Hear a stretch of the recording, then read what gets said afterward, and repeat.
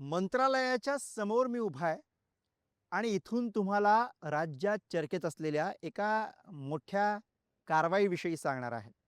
खरं तर राज्याचा कारभार हा जसा सत्तेतले नेते चालवतात, तसाच तो प्रशासनातले अधिकारी सुद्धा चालवत असतात. आणि एक प्रामाणिक अधिकारी आपल्या प्रामाणिकपणाच्या जोरावरती काय करू शकतो, याचीच ही बातमी आहे. याच मंत्रालयामध्ये असलेलं अन्न आणि औषध प्रशासन हे काही दिवसांपूर्वी चर्चेत आलं होतं.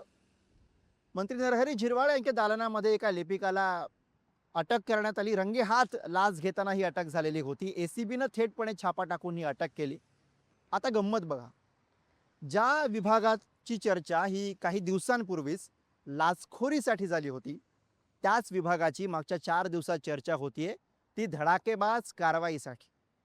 कारण 5 दिवसांपूर्वीच तुकाराम मुंढे यांनी FDA अन्न आणि औषध प्रशासन विभागाच्या आयुक्त पदाचा कारभार स्वीकारला. त्यानंतर 4 दिवसांमध्ये मागच्या त्यांनी कारवाईचा अक्षरशः धडाका लावलाय. पहिल्या 3 दिवसातच 53 ठिकाणी धाडी टाकल्या, 33 जणांना अटक केली. लाखो रुपयांचा मुद्देमाल या सगळ्या कारवाईमध्ये जप्त करण्यात आला होता. चौथ्या दिवशी सुद्धा फसवणूक करणाऱ्या जाहिराती असतील किंवा मग चुकीच्या पद्धतीनं नियम मोडून होणारी औषधांची विक्री असेल, या सगळ्यावरती कारवाई करण्यात आली आणि त्यामध्ये सुद्धा लाखो रुपयांचा मुद्देमाल जप्त करण्यात आला. तुकाराम मुंढे यांनी मागच्या 4 दिवसांमध्ये केलेली ही सगळी कारवाई आहे. या सगळ्या कारवाईचा आवाका आपण आधी समजून घेऊयात. हा आवाका नेमका काय आहे हे तुम्हाला मी सांगणार आहे. त्याच्यासोबतच तुकाराम मुंढे ॲक्शनमध्ये आल्यानंतर स्वाभाविकपणे चर्चा होते, पण ही काही पहिली वेळ नाही आहे. याआधी सुद्धा त्यांच्या या कामाची चर्चा वेळोवेळी वेगवेगळ्या टप्प्यांवरती झालेली आहे आणि त्यानंतर त्याचा परिणाम म्हणून त्यांच्या बदल्या होताना अवघ्या महाराष्ट्रानं बघितलेलं आहे. त्याच्याविषयी बोलूया आणि त्यासोबतच हे सगळं बघत असताना एका प्रामाणिक अधिकाऱ्याच्या पाठीशी नागरिक म्हणून उभं राहायला आपण कमी पडतो का, या महत्त्वाच्या प्रश्नाविषयी सुद्धा आपण बोलूयात. यासाठी हा व्हिडिओ शेवटपर्यंत नक्की बघा. नमस्कार, मी गुरुप्रसाद आणि तुम्ही बोलभिडू बघताय. तर तुकाराम मुंढे यांना एक पत्र आलं. तारीख होती 19 मेची आणि हे पत्र होतं तुकाराम मुंढे यांच्या बदलीचं, ज्यामध्ये लिहिलं होतं, आदरणीय महोदय, शासनानं आपली बदली केली असून आपली नियुक्ती अन्न व औषध प्रशासन मुंबई या पदावरती श्रीधर दुबे यांच्या जागी पद अधिकालिक वेतन श्रेणीमध्ये उन्नत करून केली आहे, हे लक्षात घ्या. तरी आपण आपल्या नवीन पदाचा कार्यभार त्वरित स्वीकारावा. आता ही जी सरकारी भाषा आहे ना, थोडी सोपी करून सांगतो, म्हणजे एक महत्त्वाचा मुद्दा आपल्याकडनं मिस होणार नाही. तर या पदाची जी पगाराची स्केल आहे ती वाढवली आणि ती वाढवून तुकाराम मुंढे यांची बदली FDAच्या आयुक्तपदी करण्यात आली. आता हे का केलं गेलं, तर श्रीधर दुबे ज्यांचा या पत्रामध्ये उल्लेख आहे ते तुकाराम मुंढे यांच्यापेक्षा ज्युनियर आहेत आणि तुकाराम मुंढे यांच्यासारख्या इतक्या वर्षांचा अनुभव असलेल्या एका अधिकाऱ्याला त्या ठिकाणी त्या जागी त्यांची नियुक्ती करायची म्हणजे एक प्रकारे त्यांच्यासाठी ते डिमोशनच म्हणावं लागेल. पण तुकाराम मुंढे हे मिळालेल्या संधीचं सोनं करण्यासाठी ओळखले जातात, कामात राम शोधण्यासाठी ओळखले जातात आणि अशा तुकाराम मुंढेंनी 25 मेला FDAचे आयुक्त म्हणून कारभार आपल्या हाती घेतला आणि त्यानंतर त्यांनी हा सगळा कारवाईचा अक्षरशः धडाका लावला. पहिल्या 3 दिवसातली कारवाईची चर्चा झालीच, मात्र आता चौथ्या दिवशी त्यांनी केलेल्या कारवाईची आकडेवारी सुद्धा माझ्या हातात आहे. ही सगळी आकडेवारी आपण बघूयात. मोठे मोठे आकडे आहेत खरं तर या सगळ्या कारवाईचे, ते समजून घेऊयात. कारण हे फक्त आकडे नाही आहेत. ज्या गोष्टीसाठी, ज्या कारणासाठी ही कारवाई झालेली आहे, ती गोष्ट, ते कारण सामान्य नागरिक म्हणून आपल्या सगळ्यांसाठी सुद्धा महत्त्वाचं आहे. आपल्या सगळ्यांच्या जगण्यावरती, आरोग्यावरती परिणाम करणार आहे. त्यामुळे हे सगळं नीट समजून घ्यायला हवं. आता पहिल्या 3 दिवसांमध्ये त्यांनी काय काय केलं आपण बघूयात. बृहन्मुंबई म्हणजे मुंबई आणि सगळी विस्तारलेली मुंबई, कोकण, पुणे, नाशिक, अमरावती, नागपूर, छत्रपती संभाजीनगर या विभागांमध्ये प्रामुख्यानं ही सगळी कारवाई पहिल्या 3 दिवसांमध्ये करण्यात आली. 3 दिवसांमध्ये तुकाराम मुंढे यांनी 53 आस्थापनांवरती धाडी टाकल्या. या संपूर्ण कारवाईमध्ये 33 जणांना अटक करण्यात आली. 5 वाहनं यामध्ये जप्त करण्यात आली. 27 आस्थापनांना या कारवाईनंतर सील करण्यात आलं. 24 ठिकाणी बंदी असलेला गुटखा आणि पान मसाला यांची विक्री होत होती, अशा स्वरूपाची माहिती सुद्धा या कारवाईअंती समोर आलेली आहे. 20 लाख, आता या कारवाईचा आकडा लक्षात घ्या, 20,57,296 रुपयांचा एकूण माल या सगळ्या कारवाई दरम्यान जप्त करण्यात आला. यामध्ये सगळ्यात मोठी जी कारवाई झाली ती झाली मुंबईमध्ये, देशाच्या आर्थिक राजधानीमध्ये, जिथून आता आपण हा व्हिडिओ शूट करतोय, जिथे महाराष्ट्र राज्याचं कारभार जिथून चालतो ते मंत्रालय आहे, तिथेही मोठी कारवाई झाली. मुंबईमध्ये 19 आस्थापनांवरती धाडी टाकण्यात आला आणि त्यामध्ये 19 आस्थापनं सील करण्यात आली. त्याचबरोबर कायदा मोडणाऱ्या 19 व्यक्तींच्या विरोधामध्ये FIR सुद्धा या सगळ्या कारवाईच्या दरम्यान टाकण्यात आला. अन्न आणि औषध प्रशासनाच्या विविध विभागातील अधिकाऱ्यांनी आणखी 23 मोठ्या आस्थापनांची सुद्धा याच दरम्यान मुंबईमध्ये चौकशी केली. लोकांच्या रोजच्या खाण्यापिण्याशी संबंधित हे सगळे पदार्थ आहेत ज्यांची प्रामुख्यानं या कारवाईच्या दरम्यान तपासणी करण्यात आली. या कारवाईमध्ये जवळपास 28,78,572 रुपये किमतीचा संशयास्पद अन्नसाठा हा जप्त करण्यात आला आहे. पहिल्या 3 दिवसांमधली कारवाई आहे ज्याच्याविषयी आपण बोलतोय. कारवाईचे आकडे फक्त तुकाराम मुंडे हे कसे ग्रेट आहेत, प्रामाणिक आहेत आणि कशी कारवाई करतात हे सांगत नाहीयेत, तर आपल्याला हेही सांगतायत आपल्या भोवतीची जी सिस्टीम आहे ती कशी भ्रष्ट आहे, ती सुधारायला कोणाची तयारी नाही आहे आणि जेव्हा ती सुधारण्याचं कोणीतरी हातात घेतं तेव्हा कारवाईचे हे आकडे आपल्याला हे दाखवून देत आहेत की आपल्या जीवाशी, आपल्या आरोग्याशी कसा खेळ सुरू होता आणि जेव्हा एक अधिकारी सगळी सूत्र आपल्या हातात घेतो तेव्हा हे सगळं कसं उघडं पडत असतं. पुढे बघा, आता या धडाकेबाज कारवाईनंतर तुकाराम मुंडे हे 4थ्या दिवशी सुद्धा ॲक्शनमध्ये आले. 4थ्या दिवशी तुकाराम मुंडे यांनी आपल्या कारवाईचा धडाका सुरूच ठेवला आणि थेट नागपूरमध्ये त्यांनी एक मोठी कारवाई केली ज्याची बरीच चर्चा झाली. तर नागपूरमध्ये दिव्या फार्मसीने तयार केलेल्या 7,26,755 रुपयांची औषधं या कारवाईमध्ये जप्त करण्यात आली.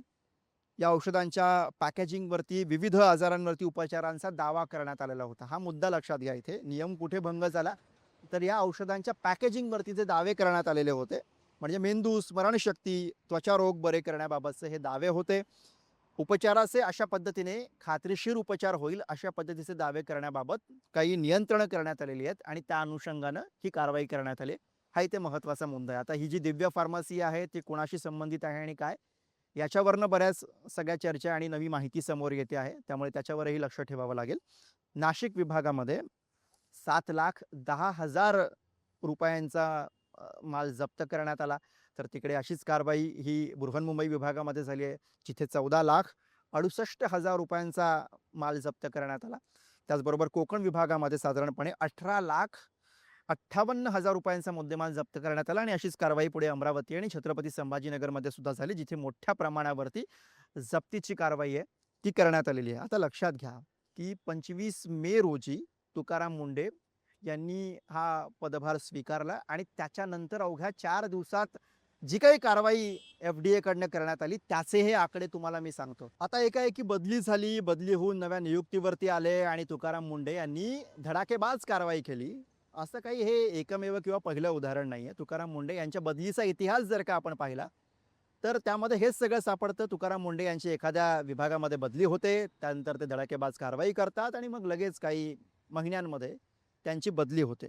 अशीच काही उदाहरणं माझ्या हातात आहेत. 2016 पासून आपण सुरुवात करू. 2016 मध्ये ते नवी मुंबईचे आयुक्त होते आणि या दरम्यान आपल्याला आठवत असेल अनधिकृत बांधकामं, फेरीवाले यांच्याविषयी तुकाराम मुंडे यांनी प्रामुख्यानं कारवाईचा बडगा उगारलेला होता. जनतेनं या सगळ्या कारवाईचं कौतुक केलेलं होतं. इतकंच काय, त्यांची जेव्हा बदली झाली तेव्हा त्या बदलीच्या विरोधामध्ये जनता रस्त्यावर उतरल्याचं चित्र सुद्धा महाराष्ट्रानं त्या काळी पाहिलं होतं. त्याची बरीच चर्चा त्यावेळी सगळ्या वर्तुळामध्ये झालेली होती. पण अविश्वास प्रस्ताव सर्व पक्षीयांनी आणला आणि तत्कालीन सरकारने त्यांची बदली केली. बदली कुठे केली तर 2017 मध्ये मार्चमध्ये साधारणपणे पुण्यामध्ये त्यांची बदली करण्यात आली. PMPMLAचे अध्यक्ष म्हणून त्यांची बदली केली गेली. लक्षात घ्या, नवी मुंबईसारख्या महापालिकेचे आयुक्त ते पुण्यामध्ये एका बस मंडळाच्या पदावरती त्यांची बदली होणे ही एक प्रकारची शिक्षाच म्हणावी लागेल, डिमोशनच म्हणावं लागेल आणि काही महिन्यातच पुन्हा इथून सुद्धा त्यांची बदली झाली. पुढे आणखी एक असं उदाहरण दिसतं 2018 मध्ये. 2018च्या साधारण फेब्रुवारी महिन्यामध्ये त्यांची ही बदली झाली होती आणि नाशिक महापालिका आयुक्त म्हणून त्यांची नियुक्ती केली गेली. यावेळी या त्यांच्या कार्यकाळामध्ये त्यांनी कर रचनेमध्ये पारदर्शकता आणली, कामचुकार अधिकाऱ्यांवरती कारवाई केली. पुढे त्यांची या कामानंतर नाशिकमधनं सुद्धा बदली झाल्याचं चित्र महाराष्ट्रानं पाहिलं. त्यानंतर पुढे आपल्याला दिसतं की 2020 मध्ये ते नागपूरचे आयुक्त म्हणून काम करत होते. कोरोनाच्या काळामध्ये त्यांनी तिथली सगळी परिस्थिती हाताळली. महाविकास आघाडीचं सरकार असतानाचा हा सगळा काळ आहे आणि या काळामध्ये सुद्धा राष्ट्रीय मानवाधिकार आयोग, जीवन प्राधिकरण आयोग यासारख्या MVAच्या काळामध्ये काहीशा दुर्लक्षित असलेल्या कमी महत्त्वाच्या पदांवरती त्यांना ठेवलं गेलं आणि त्यामुळे एक प्रकारे मवियाच्या काळामध्ये सुद्धा त्यांना प्रभावी निर्णय शक्तीपासून दूर ठेवण्याचाच प्रयत्न झाला. पुढे जेव्हा सरकार बदललं, नवं सरकार आलं, तेव्हा ते पुन्हा काही काळ ॲक्शन मोडमध्ये आले. पुन्हा त्यांच्याकडनं कारवाई झाली आणि पुन्हा बदलीचं चक्र आपल्याला बघायला मिळालं. आता हे चक्र कसं आहे, ते एप्रिल 2023 ते जून 2024 साधारणपणे 1.5 वर्षांचा हा सगळा 1 ते 1.5 वर्षांचा हा सगळा काळ आहे आणि या काळामध्ये तुकाराम मुंढे यांच्या 4 बदल्या या महाराष्ट्रानं बघितलेल्या आहे. पुढे आता अगदी आत्ताचं उदाहरण म्हणजे 2026 मध्ये ते नियुक्तीच्या प्रतीक्षेत होते. आता 25 मेला त्यांनी FDAचे आयुक्त म्हणून पदभार स्वीकारला आणि त्यानंतर 4 दिवस अवघे झालेले आहेत. त्या 4 दिवसातल्या कामाच्या धडाक्याविषयी, त्यांनी केलेल्या कारवाईविषयी आपण बोलतो आहोत. त्यामुळे लक्षात घ्या, तुकाराम मुंढे हे काय ताकदीचे अधिकारी आहेत आणि आजवरची त्यांची जर काही कारकीर्द आपण बघितलं तर एक लक्षात येतं की वेळोवेळी वेगवेगळ्या टप्प्यांवरती वेगवेगळ्या कार्यकाळामध्ये केवळ प्रामाणिकपणाचीच खरं तर किंमत त्यांना मोजावी लागली आहे, असं चित्र आपल्या डोळ्यासमोर दिसतं. तर तुकाराम मुंढे यांच्या कारवाईचे हे सगळे आकडे आणि आवाका तुमच्यासमोर मांडत असताना मागच्या 4 दिवसांमध्ये राज्यभरामध्ये त्यांच्या या कारवाईवरनं त्यांचं कौतुक होत असताना एक गोष्ट आपल्याला लक्षात घ्यावी लागेल की आता या कारवाईनंतर सुद्धा जर त्यांची बदली झाली तर आश्चर्य वाटण्याचं कारण नाही. तशी कारवाई किंवा तशी बदली, तसा निर्णय होणं हे साधारणपणे अपेक्षित आहे असं आपण समजून चालूया. पण असं झालं तर किमान नागरिक म्हणून आपल्याला खंत वाटणार आहे का, याचा विचार आपण सर्वांनी हमखास यामध्ये करायला हवा.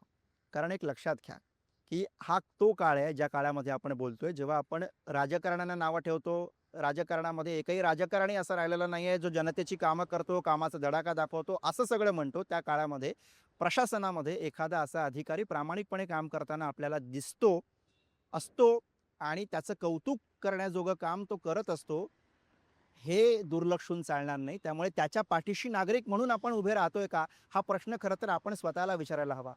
इथे आणखी एक महत्त्वाचा मुद्दा लक्षात घ्या की सरकार कोणतीही असो, म्हणजे अगदी आपण बदल्यांचा इतिहास जो बघितला तिथे महायुतीचं आधी सुरुवातीचं सरकार दिसतं, मग मवियाचं सरकार दिसतं, मग नव्या महायुतीचं सरकार दिसतं.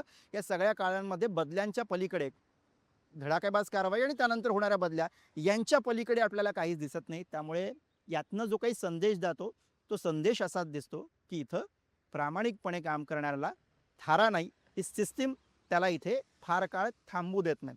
आता अर्थातच हे सगळं बघितल्यानंतर तुम्हालाही याच्याविषयी काहीतरी म्हणायचं असेल.